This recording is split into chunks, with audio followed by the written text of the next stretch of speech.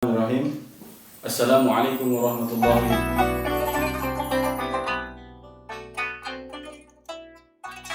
wabarakatuh. Alhamdulillahirabbil alamin.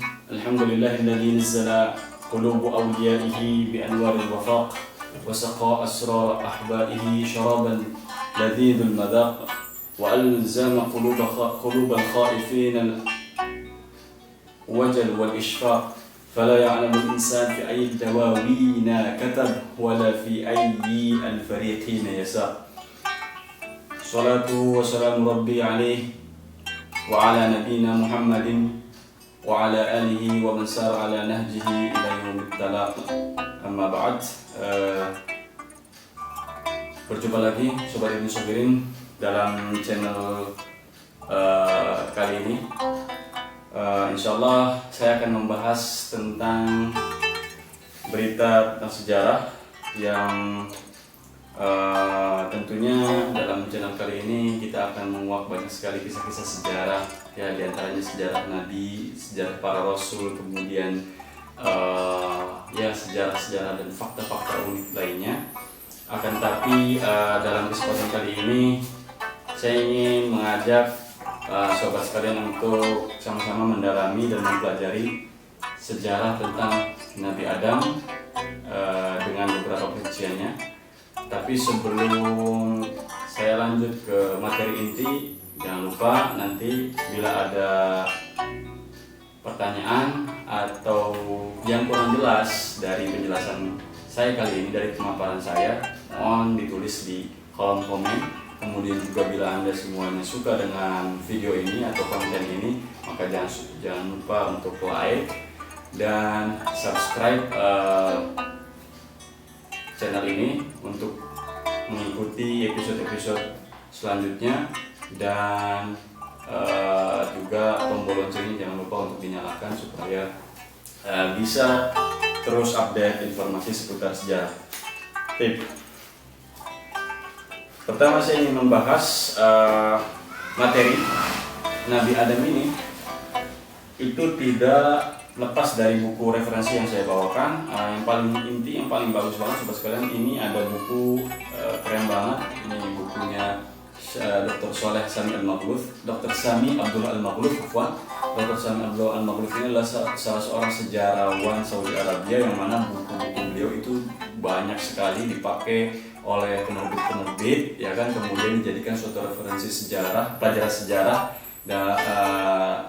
dalam berbagai jenjangnya, ada SD, kemudian SMP, SMA ya, di Saudi Arabia, ya kan, sehingga bahkan orang luar pun sangat senang sekali, termasuk saya ketika saya membaca buku-buku beliau itu menarik banget untuk dikaji, untuk dibahas, ya kan, apalagi kita akan dimanjakan dengan berbagai gambar-gambar, ya, gambar-gambar, pemetaan sehingga visualisasi kita, imajinasi kita jelas, ya, di mana nabi yang diutus oleh Allah Subhanahu wa taala diturunkan, di mana mereka semua itu diutus, ya, kepada kaum siapa saja, apakah bukti-bukti tersebut masih ada pada zaman kita sekarang, dan apakah bisa dikaji kebenarannya, itu lengkap banget di buku ini, ya kan, berdasarkan juga dari nukilan-nukilan dalil yang berdasarkan dari hadis dan Al-Quran, dari Al-Quran dan hadis, ya.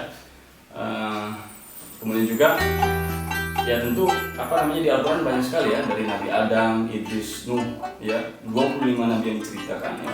Ataupun yang tidak diceritakan itu sangat lengkap sekali dalam Al-Quran, karena Al-Quran itu seperti yang kita ketahui sepertiganya atau bahkan 2/3 meliputi sejarah-sejarah umat-umat sebelum Nabi Muhammad SAW, ya, seperti yang Allah Subhanahu wa taala sabdakan dalam surat Al-Nisa, ya, ayat 194, wa rasulan qad qasasnahum 'alaika min qabl wa rasulan lam naqsushum 'alaik wa kallamallahu Musa taklima. Wa rasulan, dan beberapa orang rasul, ya, qad qasasnahum 'alaika, yang telah kami utus, ya kan, qad qasasnahum, dan yang telah kami beritakan kepada qasasnahum 'alaika, yang telah kami kabarkan kisah mereka, ya kan, dalam Al-Qur'an kepada kalian, ya. Wa rasulan lam naqsushum 'alaik, ya, adapun juga, ya, rasul-rasul, ya kan, yang belum diceritakan ya kepada kalian. Artinya apa ya? Ternyata Rasul ya utusan Allah itu banyak ya, tidak bisa kita hitung berapa jumlah ya yang yang tidak diceritakan dalam Al-Quran itu banyak. Akan tapi yang wajib kita ketahui berdasarkan ya yang Allah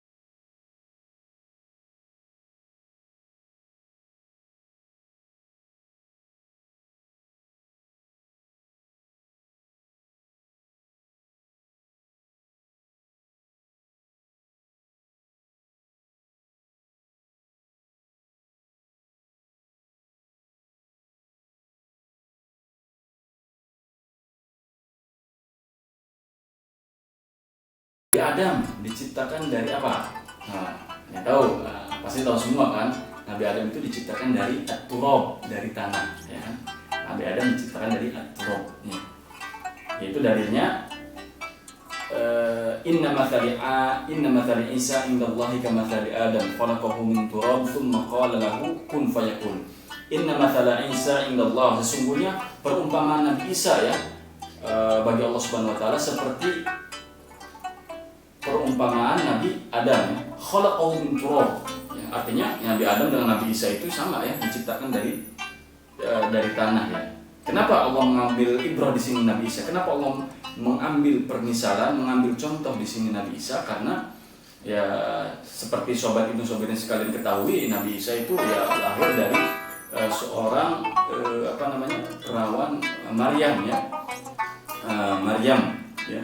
Dari Maryam yang tidak memiliki bapak ya kan, yang tentu secara hukum alamiah ya itu sangat tidak mungkin sebetulnya kalau misalkan secara rasional ya zaman sekarang ya. Sekarang apakah ada gitu anak lahir tanpa bapak? Ya mungkin ada kalau misalkan bapaknya tidak bertanggung jawab gitu. Tapi maksudnya di sini adalah ya artinya di sinilah sebuah kebesaran Allah ya, keagungan Allah ya, keagungan Allah yang diturunkan kepada nabi-nabi mereka ya kan, yang diciptakan ya.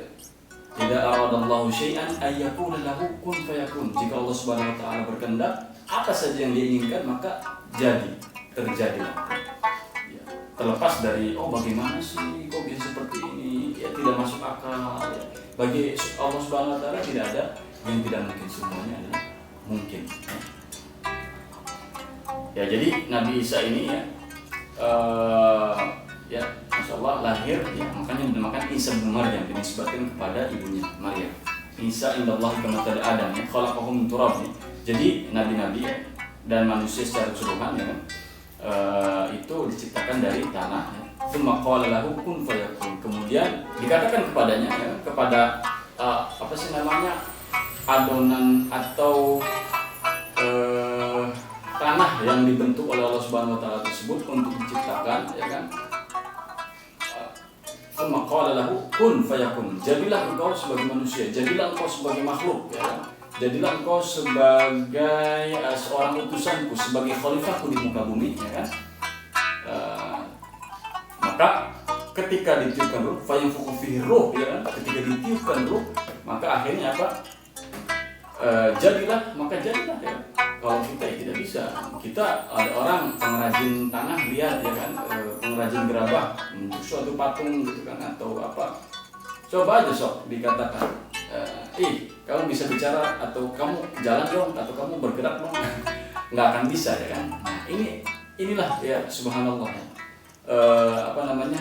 Allah Subhanahu wa taala menginginkan apa saja yang dia inginkan, kemudian meniupkan ya kan, menjadikan dari yang sesuatu yang benda mati ya, dari sesuatu benda mati menjadi benda yang hidup, makhluk yang hidup ya, menjadi makhluk hidup. Itu sangat mudah sekali kawan-kawan sekalian ya. Jadi tadi jelas ya, Nabi Adam ya kan, permisalan Nabi Adam ini seperti permisalan Nabi Isa ya, seperti permisalan Nabi Isa yang meskipun tanpa bapak, tetapi dengan kuasanya Allah Subhanahu wa taala maka mampu untuk diciptakan ya kan. Dari mana proses penciptaannya? Dari tanah. Kok bisa dari tanah? Nah, maka nanti ada proses selanjutnya.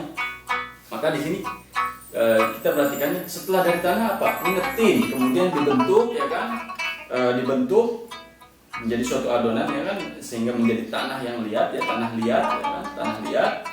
Wallahu alam apakah nanti ada materi lainnya ditambahkan air atau seperti apa ya? Wallahu alam saya tidak bisa memastikan karena di sini yang mengetin ya, setelah dari tanah ya kan. Kemudian juga dibentuk menjadi lempung ya. Kemudian dibentuk menjadi lempung. Apa dalilnya? Alladzi ahsana kulla syai'in khalaqah wa bada'a khalqal insana min-tin. Yang menjadikan ahsana kulla syai'in khalaqah. Segala sesuatu ciptaan itu indah. Siapa? Allah Subhanahu wa taala yang menjadikan segala macam bentuk penciptaannya atau apa sih namanya, kreasinya itu sangat indah, sangat luar biasa, sangat menakjubkan, sangat miracle. Itu Allah Subhanahu wa taala. Bagaimana Allah Subhanahu wa taala ya kan menjadikan manusia dari tanah, kemudian ya dari tanah tersebut dibentuk menjadi lempung ya kan, dibuat rupanya ya kan, dibuat rupanya dengan demikian apa? Nah, maka ya ini ayatnya ya. Wa bada'a khalqal insana min-tin ya. Wa bada'a khalqal insana min-tin. Yang dimulai ya, penciptaan manusia, penciptaan sebaik-baik makhluk yaitu manusia itu dari tanah ya. Kemudian setelah dari tanah lempung tersebut apa? Dibuat menjadi ya sol-sol wahama'in masnun. Sama juga artinya ya, sol-sol wahama'in masnun ini artinya tanah liat lempung yang sudah terbentuk ya kan, yang sudah terbentuk polanya, susunannya semuanya ya mungkin matanya, rambutnya, tangannya sudah terbentuk, sudah rapi ya. Akhirnya sol-sol ya, dibentuk lagi menjadi sol-sol ini menjadi suatu apa namanya lempung yang keras ya, tanah yang keras ya. Sehingga setelah keras nanti ya kan ditiupkan dan diberikan amanat perintah sehingga bisa hidup ya karena ditiupkan ini sol-sol rumah masjid. Berkata Syekh Sya'rawi rahimahullah ta'ala, inna awwala mawadin khalaqa Adam hiya turab. Inna awwala mawadin khalaqa Adam khuliqa Adam hiya turab ya. Sesungguhnya material ya atau bahan dasar pertama diciptakannya ya, khuliqa Adam hiya turab, yaitu adalah apa? Adalah tanah. Tsumma wada'al ma, kemudian ini berkata dari penjelasan Syekh Sya'rawi ini menjelaskan bahwasanya kemudian ditaruhkan air ya, dituangkan air ke dalam adonan tanah tersebut, ala turab fa asbaha tinan, kemudian menjadilah tanah lempung ya. Ya sebetulnya masya Allah ya, seperti kalau kita jelaskan ya, seperti banyak sekarang pengrajin ya kan, pengrajin gerabah, kemudian apa namanya membentuk gentong contohnya ya dari tanah dulu gitu kan, dari tanah kemudian ya, dituangkan air, kemudian dijadikan suatu bentuk ya kan, bentuknya mau jadi seperti apa ya, atau patung berupa patung apa sih namanya, benda-benda hidup atau patung gerabah atau apa segala macam ya, setelah menjadi sebuah apa namanya cetakan yang terbentuk ya kan, kemudian ya menjadi itulah, jadi apa sih namanya, menjadi suatu karya ya, menjadi suatu ciptaan ya, dari bahan dasar tanah tersebut ya. Kalau kita visualisasikan, kita rasionalkan ya, kita apa namanya relasikan dengan apa namanya pengrajin tanah liat ya, seperti itulah mungkin perumpamaan kurang lebih ya. Tapi subhanallah ya, memang apa sih namanya, kita tidak bisa memberikan apa namanya sugesti ya, kita tidak bisa menghayal bagaimana Allah menciptakan makhluknya ya, bagaimana Allah Subhanahu Wa Taala membentuk makhluknya. Wallahu alam, ini adalah sesuatu hal yang gaib yang sebetulnya kita juga tidak perlu banget sih untuk mengetahuinya. Yang penting sesuai dengan apa yang Allah Subhanahu Wa Taala jelaskan ya dalam Al-Quran maupun hadis ya, kita imani dan kita percaya, mungkin itu saja, selebihnya wallahu alam. Nah kemudian juga kapan diciptakannya Nabi Adam alaihissalam? Kapan ya? Kapan diciptakannya Nabi Adam? Mungkin banyak yang bertanya-tanya, apakah zaman purba? Kan ada yang apa sih namanya, kita mungkin banyak yang lihat film-film kartun Nabi Adam, film Nabi Adam itu pakaiannya pakaian seperti zaman Neolitik ya. Zaman Neolitik itu zaman batu ya kan, yang mungkin rumah-rumah, kemudian keadaan lingkungan ya kan, konstruksi bangunan masih secara keseluruhan masih menggunakan batu ya, karena belum ditemukan besi, kemudian belum ditemukan tembaga, bahan-bahan besi lainnya ya kan, material-material alam lainnya belum ditemukan, hanya batu. Nah mungkin kita, oh ya berarti zamannya Nabi Adam adalah zaman batu ya. Wallahu alam ya. Tapi yang jelas di sini ada hadis yang menjelaskan tentang kapan ya diciptakannya Nabi Adam alaihissalam. An Abi Hurairah radhiyallahu anhu anna Rasulullah sallallahu alaihi wasallam qala khalaqa Adam alaihi salam ba'da al-'asr ya min yaum al-jum'ah. Jadi di sini wallahu alam ya. Kapan waktunya wallahu alam. Yang jelas mungkin kalau di apa namanya, diobservasi, ditelusuri secara arkeologis, mungkin kita bisa mendeteksi ya, artinya orang-orang terdahulu itu kan dikabarkan ya tingginya itu 70 dhira' ya, tulang hasta ya. Ini dari tangan saya ini sampai sini ini 1 hasta ya, mungkin dikali 70. Nah itu adalah tingginya ya, postur-postur tubuh orang-orang terdahulu, orang-orang manusia yang pertama kali diciptakan oleh Allah. Tapi makanya juga banyak ya arkeolog yang mulai apa sih penggalian, mulai observasi gitu kan, ada tidak, ternyata di beberapa daerah yang ditemukan di Jazirah Arab itu kerangka manusia yang apa namanya yang posturnya melebihi manusia pada era sekarang ini ya. Artinya memang ada orang-orang ya, orang-orang yang hidup sebelum Masehi tersebut ya, orang-orang yang hidup sebelum Masehi memang postur tubuhnya melebihi dari postur tubuh manusia pada zaman sekarang. Tapi di sini dijelaskan hanya apa namanya waktu diciptakannya Nabi Adam saja, tanpa secara eksplisit menjelaskan oh ya ini di zaman batu atau di zaman apa. Allah alam. Mungkin itu kita bisa relate, kita bisa relasikan dengan penemuan-penemuan arkeologis sekarang, bisa dengan disinkronkan apa namanya hasil dari dalil-dalil yang tertulis dalam Al-Quran ya kan, maupun hadis yang sahih ya, yang diriwayatkan oleh Bukhari Muslim ya kan, kemudian juga sunan imam sunan lainnya seperti Imam Abu Dawud, Tirmidzi, Nasa'i dan Ibnu Majah, yang kita bisa ambil ya referensi literatur referensinya dari sini.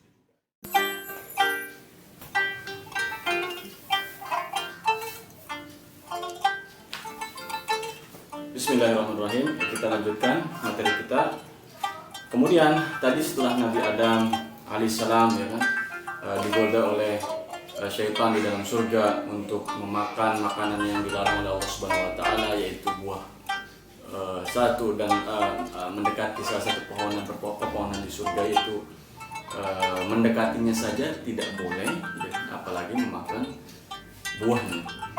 Akan tetapi syaitan menggoda dengan cara yang begitu unik, menggoda dengan cara yang begitu lihai ya kan, karena ya syaitan sendiri ya terang-terangan berbicara kepada Allah Subhanahu wa taala. Maka setelah syaitan itu sombong menyombongkan dirinya ya, karena tidak ingin menghormati Nabi Adam, tidak ingin bersujud kepada Nabi Adam yang ini tentunya diperintahkan Allah Subhanahu wa taala ya kan. Apa yang dikatakan oleh syaitan? Khalaqtani min narin khalaqtahu min tin. Yang tadi itu yang diabadikan dalam firman Allah Subhanahu wa taala, dengan alasan karena engkau ciptakan saya dari api yang materinya lebih kuat, yang memiliki memiliki kekuatan lebih ya dibandingkan material tanah, sehingga ya dengan demikian apakah engkau menyuruh saya untuk menyembah untuk bersujud kepada Adam gitu yang hanya diciptakan dari tanah ya kan? Artinya di sini ada unsur takabur ya, ada unsur kesombongan. Maka ada pelajaran di sini sobat sekalian, agar kita tidak sombong menyombongkan terhadap apa yang kita miliki, terutama dalam diri kita ya kan, harta yang kita miliki, kemudian benda-benda yang kita miliki, karena semuanya hakikatnya hanyalah milik Allah Subhanahu wa taala yang tidak patut kita sombongkan ya.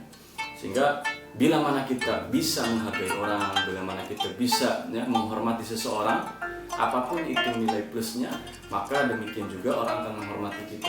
Namun sebaliknya, setinggi apapun kedudukan kita, setinggi apapun jabatan kita, kalau kita tidak bisa, kalau kita tidak pandai untuk menghormati orang lain, maka niscaya semuanya akan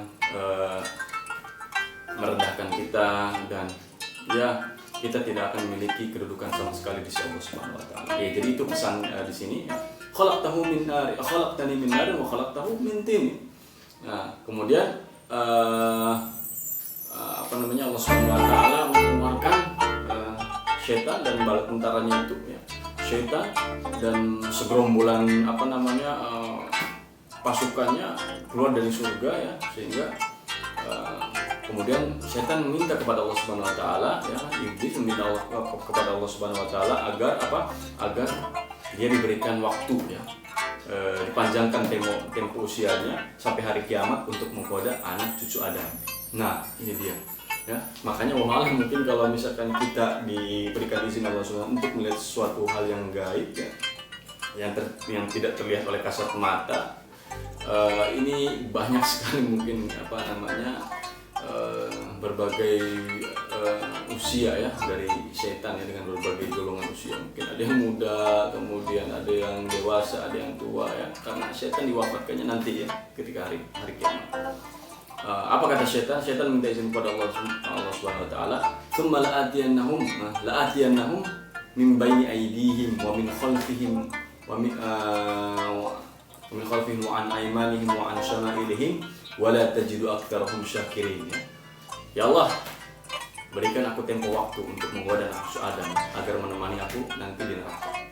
Kemudian aku akan mendatangi di depannya, di belakangnya, dari segala penjuru arah ya, dari kanan, kiri, depan, belakang, atas, bawah, semua sisi setan datangi. Begitu juga dengan Nabi Adam ketika itu ya, digoda oleh setan. Langsung ya, setan di sini ambil kesempatan ya, langsung tancap gas ya, langsung curi start ya, langsung duluan ya pada penghulu manusia dulu. Maka ketika itu setelah setan minta izin, langsung menggoda ya Adam, hal adulluka ala syajaratil khuldi wa mulkin la yabla. Wahai Adam ya, apakah aku mau tunjukkan kepada engkau, apakah engkau mau aku tunjukkan kepada satu ya kan pohon keabadian dan kerajaan yang tidak akan pernah purna. durhaka hingga akhirnya Adam ya tergoda, kemudian sampai memakannya, dan singkat cerita Nabi Adam diturunkan ke muka dunia, ke muka bumi. Maka ya kan, nah yang jadi pertanyaan adalah sekarang di manakah Nabi Adam diturunkan ke langit dunia, dan di mana pula Hawa diturunkan? Nah, mungkin ada yang tahu, silakan. Atau yang mau beri saran silakan, yang lebih tahu komen ya, silakan komen.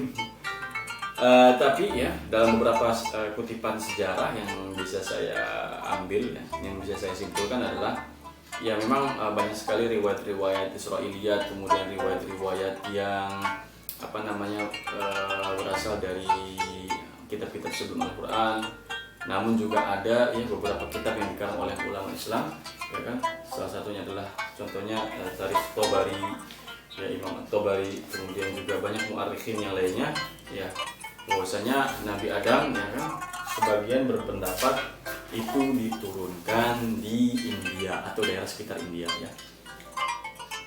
Seperti contohnya dalam kitab Tarikh Tobari yang dikarang oleh Al-Imam At-Tabari ya, Tarikh Muluk wal Umam. Dia meriwayatkan dari Ibnu Abbas bahwasanya nazala Adam fi biladin min syarqi jaziratul Arab ya. Diturunkan Adam itu di daerah timur ya dari jazirah Arab, atau kita bisa simpulkan ya kan dengan disinkronkan atau direferensikan kepada penemuan-penemuan terkini ya, bahwasanya Nabi Adam itu diturunkan di area sekitar India ya, atau juga ya diturunkan di daerah pegunungan tertinggi di muka bumi ya, yang mana para arkeologis dan ahli geografis menemukan bahwasanya daerah tertinggi di muka bumi itu sementara ya pegunungan Himalaya yang terbentang hingga ke India, atau juga Gunung Everest ya, Gunung Everest yang tingginya memiliki ketinggian 8.848 mdpl ya. Itu pendapat yang lain. Kemudian juga ada yang mengatakan dari Rais Al-Majlis ya, seperti Ats-Tsa'labi, Syekh Tsa'labi menyebutkan ya, ketika Allah Subhanahu wa taala memerintahkan ya kan, ketika Allah Subhanahu wa taala menurunkan Adam dari surga kemudian diturunkan ke muka bumi ya, hingga akhirnya Adam diberikan wahyu oleh Allah Subhanahu wa taala ya, aku memiliki haram ya, aku memiliki tanah haram ya kan, atau tempat ya suci yang sejajar dengan arsy-Ku, yang mana aku perintahkan engkau untuk mengelilinginya seperti engkau mengelilingi arsy-Ku ya. Kurang lebih seperti itu. Ya, artinya di sini Allah Subhanahu wa taala memerintahkan kepada Adam, wahai Adam, ya tolong agungkan tempat suci-Ku di dunia yang nantinya akan dibangun Baitullah ya kan, seperti Baitul Ma'mur ya, yang dikelilingi oleh para malaikat. Dan akhirnya Nabi Adam lah ya. Di sini mungkin bisa disimpulkan bahwa Nabi Adam lah yang pertama kali ya meletakkan batu pertama lah ya, pembentukan konstruksi bangunan Ka'bah atau Baitullah ini. Ya kemudian diteruskan oleh Ibrahim, Ismail ya kan, sehingga nanti disitulah terjadi perkembangan. Nah, apabila kita bertanya-tanya mana dulu ini yang membangun konstruksi Ka'bah ya kan, apakah dari zaman Nabi Ibrahim, bahkan sebelum zaman Nabi Ibrahim ya, ketika zaman Nabi Adam telah diperintahkan untuk dibuat suatu bangunan yang nanti akan menjadi syiar kaum muslimin ya, di muka bumi.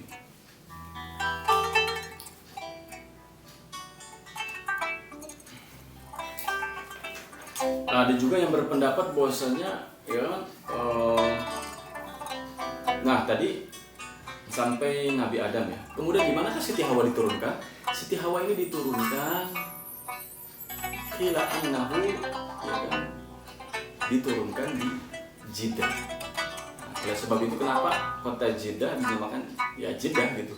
jaddah, dari kata jaddatun artinya nenek dalam bahasa Arab, ya jiddah berarti ya nenek moyang siapa? Hawa. Disitulah konon kisahnya itu seperti itu kurang lebih ya. Hingga akhirnya Adam ini mencari ya kan, karena diturunkan di tempat terpisah, berjalan menelusuri ya kan setiap daerah yang dikunjunginya, sehingga mereka berdua dipertemukan ya, ditakdirkan untuk bertemu itu di satu daerah namanya Izdilaf ya. Izdalafa ya, artinya tempat mendekat ya dan bertemu, Izdilaf, yang sekarang orang namakan Muzdalifah ya. Akhirnya di situ mereka bertemu, kemudian jarak beberapa kilometer dari situ ya kan, mereka mulai saling mengenal kembali ya kan, mereka saling memahami satu sama lain ya kan, dita'arufu ya kan, ta'aruf ya. Maka di sini adalah hikmah ta'aruf, saling berkenal bukan hanya kepada orang baru ya, bahkan ta'aruf di sini memiliki makna yang mendalam, artinya mengenal kepribadian pasangan juga perlu ya kan, yang menemani kita di setiap jejak kehidupan kita, maka perlu ya sobat sekalian. Maka disinilah kalau kita betul-betul mengerti ya arti hikmah di balik pernikahan, maka kita harus terus ya saling mengenali watak sama, memberikan keringanan, kelonggaran, tasamuh ya, maaf ya kepada pasangan kita mungkin ya, karena hakikatnya tidak ada pasangan sempurna.